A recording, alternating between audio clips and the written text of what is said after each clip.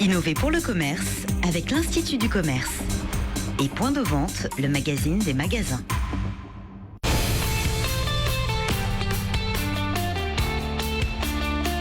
BFM Business.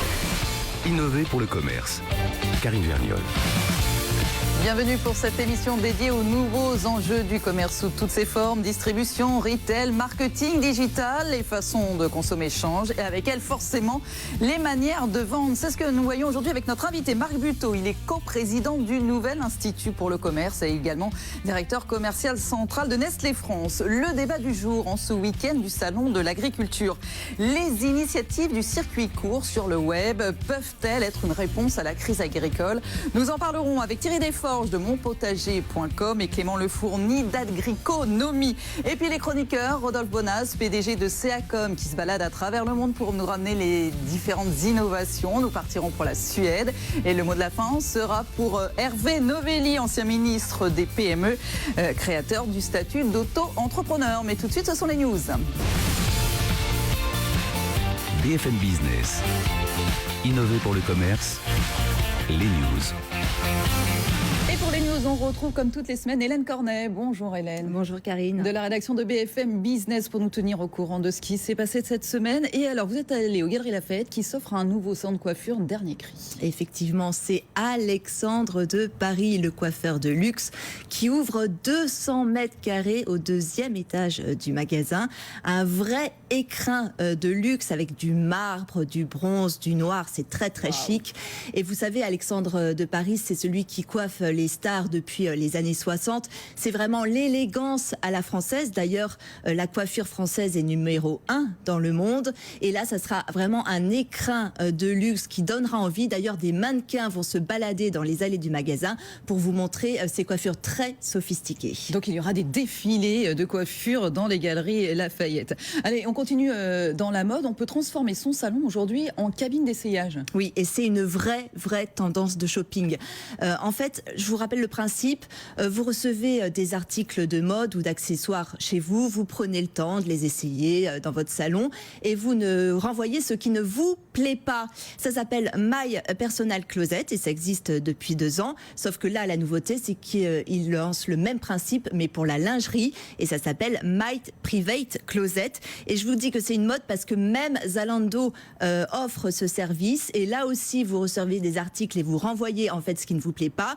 Et surtout, vous ne payez que ce que vous gardez. Et c'est là, en fait, le vrai intérêt, parce qu'en France, on a plutôt l'habitude de payer à la commande, et là, vous payez à la fin. Et finalement, cette technique, disent en tout cas les marques, dope les achats. Et allez, rapidement, une annonce pour vous, les hommes. Le Big Chef Club, c'est un nouvel abonnement pour les hommes qui se rasent. Et oui, parce que vous savez que la barbe est à la mode et que les hommes se rasent de moins en moins. Alors, comment vendre des rasoirs, surtout des rasoirs jetables?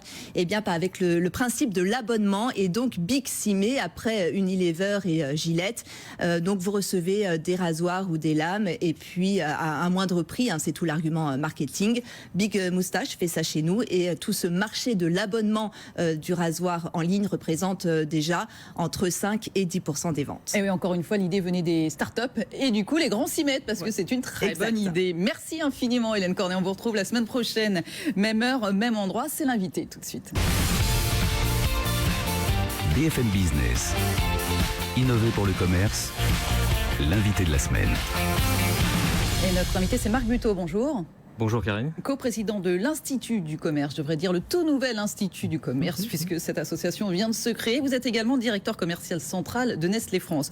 J'en profite pour accueillir également Rodolphe Bonas. Bonjour Rodolphe. Bonjour Karine. PDG de CEACOM. Vous êtes allé nous chercher à travers le monde des petites innovations. Vous nous en parlerez dans quelques instants. Mais d'abord, la France, donc cet Institut du commerce, c'est en fait le regroupement, une plateforme de partage et de prospective qui regroupe 3 associations. L'Institut français du libre-service, l'Institut français du merchandising, IFM, et ECR France, Efficient Consumer Response. Industriels, distributeurs, prestataires qui se regroupent. Il y a près de 250 adhérents. Pour quelles raisons, Marc Buteau? Écoutez, tout simplement parce qu'on essaie de décrypter un petit peu ce qui va se passer dans les années futures. Donc on raisonne un petit peu à court terme, mais surtout à moyen terme et long terme. Identifier justement les grandes tendances de consommation, les tendances aussi des shoppers, consommateurs, voir comment ils vont évoluer et comment nous, entreprises, à la fois donc distributeurs, comme vous le dites, industriels et prestataires, on s'adapte à ces évolutions. Et pourquoi vous avez besoin d'être tous ensemble? On a toujours dit, justement, on est en très grande période de négociation des prix, par exemple. En ce moment, c'est tendu entre les distributeurs et les industriels. Par exemple, comment vous arrivez là à discuter ensemble et pourquoi? C'est parce que l'heure est grave ou parce qu'au contraire, il y a tellement de changements qu'il faut aller vite? Non, alors ça existe depuis déjà très longtemps. Et en fait, c'est vraiment l'intérêt, c'est de se retrouver en fait tous ensemble pour échanger sur ces sujets. Je pense que en effet, l'intérêt, c'est de pouvoir en effet travailler sur vraiment des tendances de fond. Ce que je tiens à rappeler, c'est que c'est dans un cadre déontologique qui est quand même très strict, puisqu'en effet, on rappelle à chaque fois quel est le cadre de déontologie. On ne doit pas échanger sur un certain nombre de choses dans cette association. Mais l'intérêt, c'est de se retrouver en fait tous ensemble, tous les acteurs du commerce, pour pouvoir construire demain. C'est en fait regarder ce qui se passe du côté des consommateurs et dire bah voilà, comment tous ensemble on peut y répondre du côté des nouvelles technologies, par exemple. Rodolphe, vous avez une question? Oui, juste pour rebondir, c'est vraiment surtout éviter justement de parler de négociations commerciales. On est bien là On parle de tout sauf de ça. Voilà, c'est ça. On est bien là pour parler du futur, quoi. Exactement, parce que on a des box de négociation qui sont faits pour parler des négociations, et puis on a cet institut pour justement parler du futur, construire le futur, se retrouver tous ensemble pour pouvoir justement et analyser toutes ces tendances. Et voir quels seront vos métiers dans quelques années, ça va très vite. On disait, quels sont par exemple les axes de réflexion que vous avez déjà entamés? Parce que donc vous l'avez présenté cette semaine, mais il a été ouvertement, concrètement monté le 11 janvier dernier, cet Institut du commerce. Alors, vous avez déjà quelques pistes de réflexion?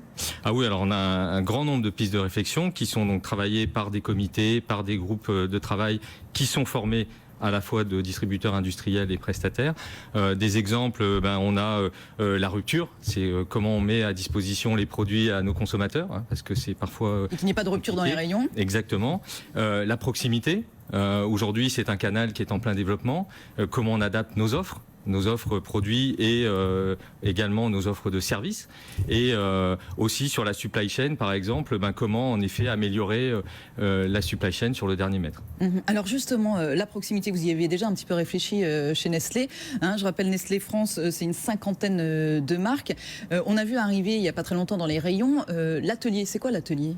Alors c'est les recettes de l'atelier, donc aujourd'hui c'est notre gamme de chocolat donc en tablette, donc qui est une gamme premium qui a été relancé donc tout récemment, et donc avec un ensemble donc de gammes, dont un gourmand qui est donc un mendiant qui est donc très excellent, et sur lequel justement, en parlant de proximité, en fait à la demande aussi de nos distributeurs, on a adapté le format, donc en passant d'une tablette classique que vous trouvez dans les supermarchés, même plus gros, donc vous les retrouvez aujourd'hui en 100 grammes. Donc en proximité dans les circuits donc les circuits de proximité que vous avez à la fois en milieu urbain ou en milieu rural. Donc là on voit un nombre de détails, c'est-à-dire finalement on peut avoir la même enseigne, mais vous allez opérer le même produit mais avec des formats différents, en gérant le parc magasin, avec des logiques de logistique qui vont être différentes, etc. Donc on voit toutes les questions que vous posiez tout à l'heure sur la supply chain, qui est un dossier un peu technique, mais qui est quand même le cœur même du commerce sur lequel on s'appuie aujourd'hui. Donc là, ça y est, vous êtes en train de décliner vos produits en tenant compte des formats de magasins. Alors oui, c'est le risque en fait quand vous êtes par exemple sur la proximité, c'est de vouloir mettre vos 20-80 et uniquement focaliser là-dessus. C'est quoi les 20-80? En effet, les 20-80, c'est toutes les très grosses marques, les grosses rotations surtout. Et en fait, si vous vous focalisez là-dessus, en fait, vous offrez exactement la même offre que vous avez dans un hypermarché, un supermarché. Or, en effet, cette demande, elle peut exister. Mais parfois aussi, vous avez des consommateurs qui ont des plus petits placards, des plus petits frigos, etc. Et donc, vous devez adapter aussi vos offres à ce type de consommation. Et puis surtout, on grignote en marchant. Quand on est dans la proximité, on sort et on grignote. En plus, essayez-là, vous verrez, c'est parfait pour ça. Marc Buteau, ça c'est l'une des réponses que vous avez déjà apportées à ces modifications, à ces changements de consommation. Mais dans la réflexion, dans les réflexions que vous entamez à l'Institut du commerce, est-ce que vous êtes en train de réfléchir justement à d'autres enjeux? Je pense notamment aux enjeux du digital. Il y en a énormément, mais sur lesquels, chez Nestlé, vous êtes en train de dire là, il faut qu'on améliore les choses. Ah oui, alors c'est le digital. Bon là, je pense que tout le monde y réfléchit. On est tous vraiment complètement là-dessus. C'est vrai que chez Nestlé, par exemple, on a la grosse problématique aujourd'hui, c'est de trouver votre produit finalement dans le e-commerce, sur le net. Et je vais vous donner un exemple tout simple, c'est Nesquik. Nesquik, vous avez à peu près 200 façons d'écrire Nesquik. Donc forcément, 199 façons de vous tromper. Ah oui. Donc ça veut dire qu'il faut aujourd'hui travailler dans ce qu'on appelle sur le search. Donc c'est vraiment les outils de recherche, et pour vraiment amener l'ensemble des consommateurs à trouver leurs produits, quelle que soit la façon dont ils Et écrivent. capter tous ceux qui sont pas très bons en orthographe comme moi, par exemple. Donc, Ça peut arriver, en effet, dans certains cas. Le e-commerce aujourd'hui, en plus, c'est le 5e plus grand marché de Nestlé. C'est ça, je disais ça. Alors, Si on regarde dans le monde, hein, en France, je sais pas. Ah oui, c'est un très gros marché. Oui, c'est en France. Alors en fait, on a aujourd'hui notre plus petit marché, on va dire, au niveau de la grande distribution, mais c'est quand même un des marchés qui croît très fortement. Je parlais de la proximité, je parle du e-commerce, il y a d'autres circuits aussi, et je pense qu'il faut en effet aussi s'intéresser à tous les circuits, et c'est aussi un des objectifs que nous avons pour travailler ensemble et en effet s'adapter à ces circuits-là. Et une toute dernière question rapidement, vos recettes de l'atelier, ça me rappelle quelques jeunes startups de l'agroalimentaire, quelques jeunes startups de la food tech qui ont lancé comme ça des bonnes idées, justement dans le chocolat ou ailleurs d'ailleurs. C'est ça aussi qui vous fait réagir, c'est ça que vous regardez ou que vous faites entrer d'ailleurs dans l'Institut du commerce. Exactement. Avec elle. Exactement. Et je pense que c'est aussi le rôle de l'Institut du commerce, c'est vraiment d'accueillir toutes les entreprises, petites et grandes, qui ont la même part de voix, que ce soit très clair, et qui justement construisent cette offre. Et puis ils nous aident à tous à s'enrichir et construire le... Parce que vous êtes bousculé à droite, à gauche. Bien sûr, c'est ça qui vous fait avancer. Marc Buteau, merci infiniment à vous, coprésident de l'Institut du commerce et directeur commercial central de Nestlé France. Vous restez donc encore un petit peu avec nous. Rodolphe se démarque. BFM Business. Innover pour le commerce. Rodolphe se démarque. Rodolphe Bonas, donc PDG de Seacom. Là, vous êtes allé en Suède, vous nous emmenez à Stockholm. Exactement, on va à Stockholm. Alors en Suède, on va parler de commerce, on va parler d'ameublement. Donc vous imaginez bien que... Voilà, exactement. Vous doutez bien qu'on va parler un peu d'IKEA quand même. Ah bah oui. Mais en l'occurrence, on va pas parler de la marque IKEA en tant que telle, on va parler en effet d'un site internet assez incroyable qui s'appelle BEMS et qui a été monté par une Canadienne, Leslie Pennington, en 2005. Donc vous voyez, ça date pas d'aujourd'hui. Vous allez voir que l'innovation ne date pas d'aujourd'hui, mais je trouve ça assez génial.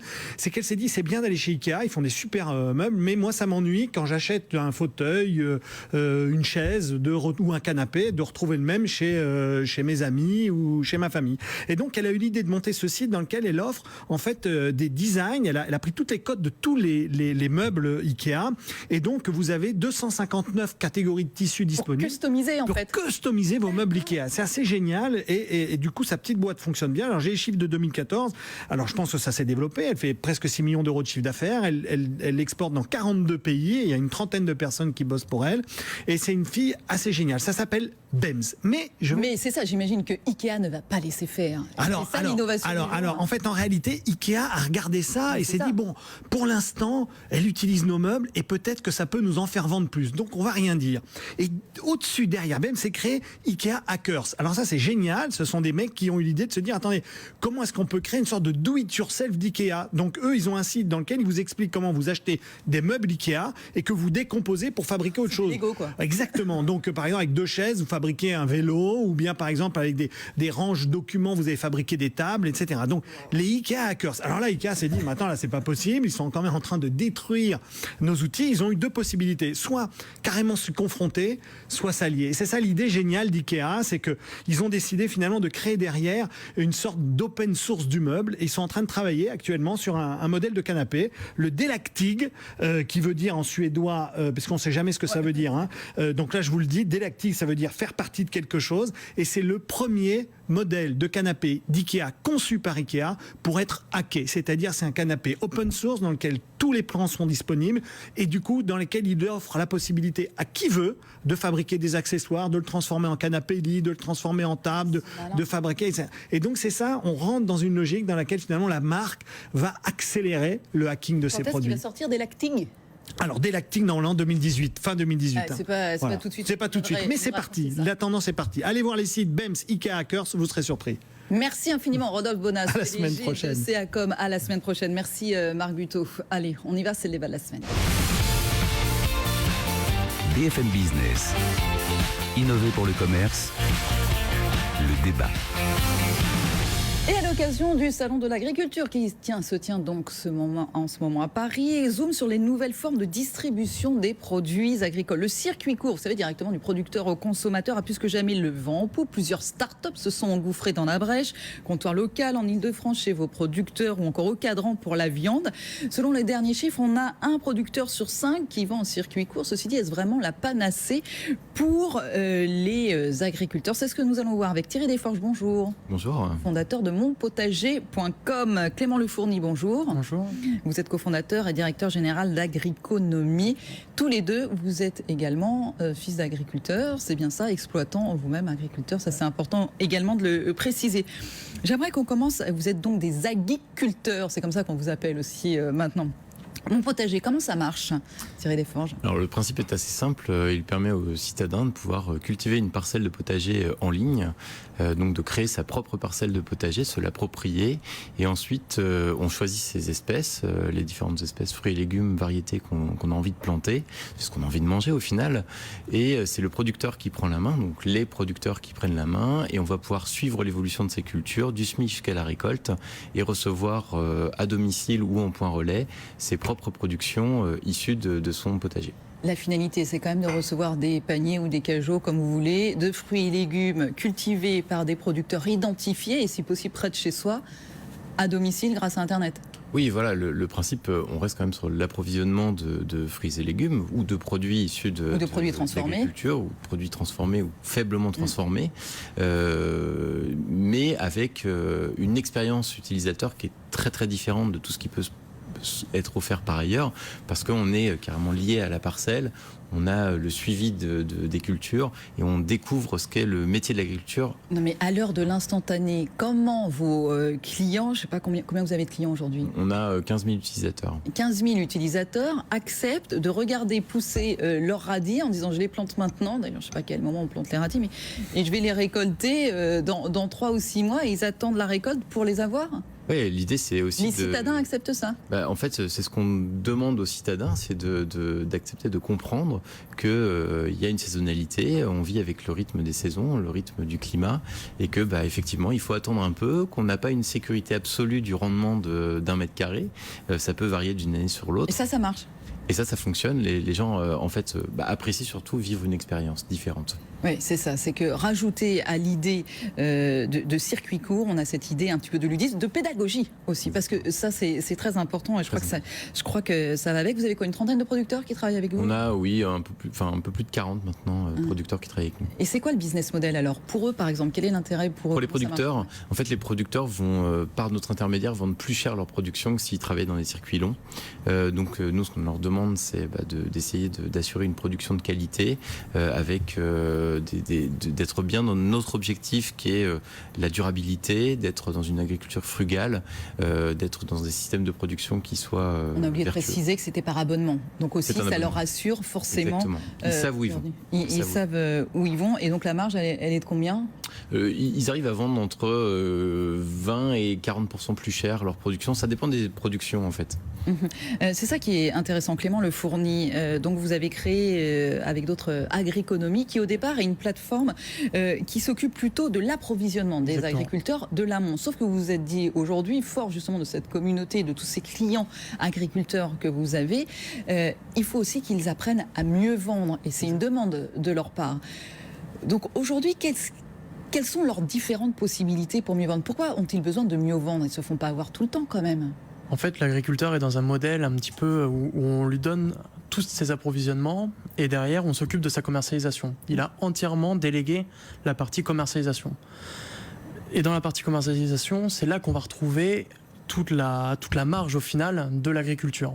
Et donc le but d'Agriconomie, c'est quoi? C'est permettre aux agriculteurs en fait de passer moins de temps sur leurs approvisionnements, de sortir un petit peu des carcans normaux.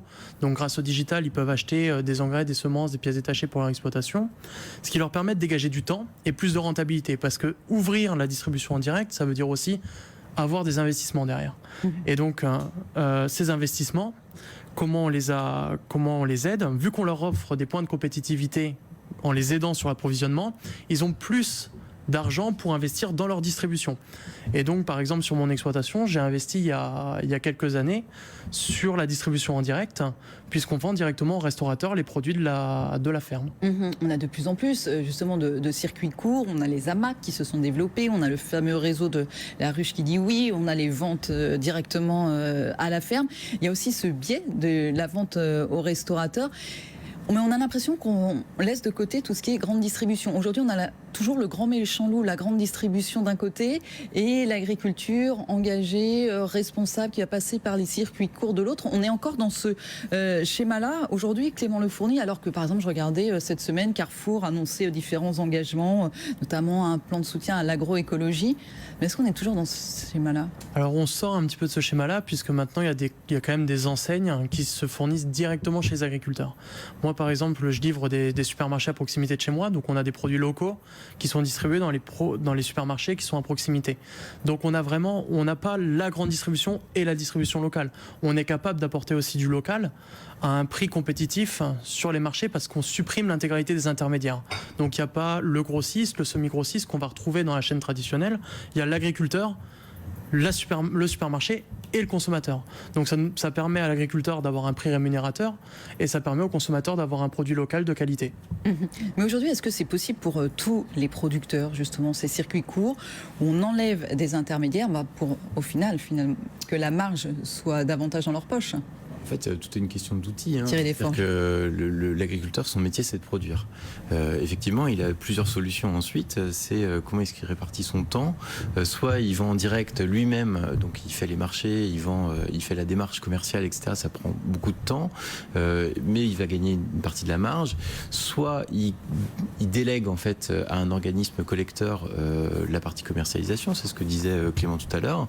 Ou alors il a des solutions qui apparaissent, qui fleurissent de plus en plus, comme ce que nous on propose, c'est d'avoir des outils en ligne qui lui permettent de vendre différemment sa production sans y consacrer de temps, pour consacrer plus de temps à ses produits, à sa production, donc à sa productivité d'un côté et à la qualité de sa production de l'autre.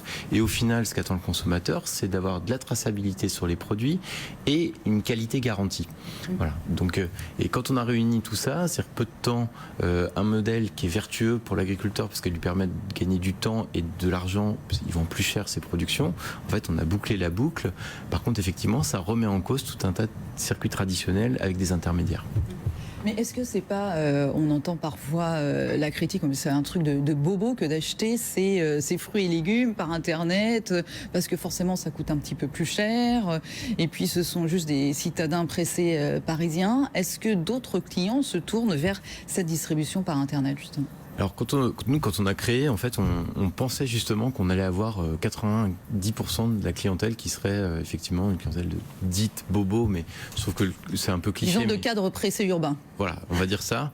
Et en fait, on se rend compte que c'est pas forcément ça. C'est des gens principalement qui sont issus de la terre, c'est-à-dire que des gens qui, une génération ou deux générations avant, avaient les pieds dans la terre, des parents agriculteurs ou des arrière-grands-parents agriculteurs, et qui ont envie de remettre les pieds là-dedans, qui ont envie de ressentir un petit peu la terre, de finalement de se réapproprier cette ruralité qu'ils ont perdue parce que on a déménagé puis on a perdu nos racines. Donc ils ont envie de ce retour aux racines. Effectivement, d'autant que c'est ce que vous prônez avec monpotager.com, et on disait il y a pas mal d'offres de ce genre. En tout cas, on vous retrouve pour ceux qui souhaiteraient davantage d'informations. Vous êtes tous les deux à la ferme digitale, Exactement. Au salon de l'agriculture. De plus en plus de start-up justement s'installent au salon parce qu'on le voit, je parlais d'agriculteurs. Je ne sais pas si ça vous plaît comme terme, je trouve ça pas mal parce que là on parle de la commercialisation, c'est ce qui nous intéresse dans Innover pour le commerce, mais il y a plein d'autres pans importants comme ça de l'agriculture qui se transforme aujourd'hui. Merci beaucoup à vous, Thierry Desforges, fondateur de monpotager.com, et Clément Le Fourny, directeur général d'Agriconomie. Vous restez encore un petit peu avec nous, c'est le mot du ministre. BFM Business. Innover pour le commerce. L'édito. Hervé Novelli, bonjour. Bonjour Karine. Ancien ministre des PME, créateur du statut d'auto-entrepreneur. On en parlait à l'instant avec nos invités. La grande question, c'est les discussions entre la grande distribution et les PME. Alors, l'équilibre impossible ? Oui, en tout cas, ici, on a eu des belles perspectives pour l'avenir avec cette révolution qu'apporte le digital, et donc des perspectives pour les circuits courts, pour tout ce qui fait rêver. Mais au moment où le salon de l'agriculture s'ouvre, il y a autre chose qui se passe en ce moment et c'est un peu plus dur. Ce sont les traditionnelles négociations commerciales sur les prix de vente dans les grandes surfaces des produits. Et là, les choses se passent toujours de manière compliquée. Vous savez qu'il y a une loi qui a été créée en 2009, la loi de modernisation de l'économie, qui tente de poser un cadre de liberté contractuelle. Chacun contracte, mais avec une condition qui est la responsabilité. Et il ne faut pas qu'il y ait de déséquilibre significatif entre des parties qui contractualisent. C'est tout l'enjeu de ces négociations annuelles et toute la difficulté, avec de temps en temps le bâton qui s'abat sur les distributeurs lorsqu'ils abusent, lorsqu'ils bénéficient de déséquilibres trop importants. C'est ce que j'avais moi-même fait quand j'avais assigné l'ensemble des grandes surfaces, des grandes enseignes de la distribution il y a quelques années. Mais le mieux, c'est quand même de faire appel à la responsabilité. Depuis quelques années, eh bien, on chasse les clauses abusives, on a des chartes de bonne conduite qui se mettent en œuvre.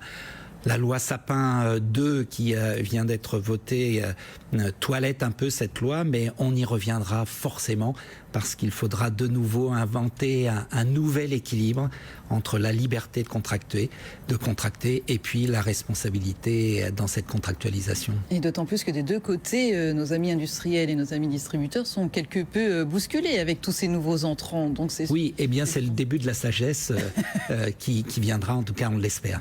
Merci infiniment Hervé Novelli, ancien ministre des PME, créateur du statut d'auto-entrepreneur. Innover pour le commerce, c'est terminé pour aujourd'hui. On se retrouve la semaine prochaine, samedi 13h, dimanche 19h sur BFM Business. À bientôt.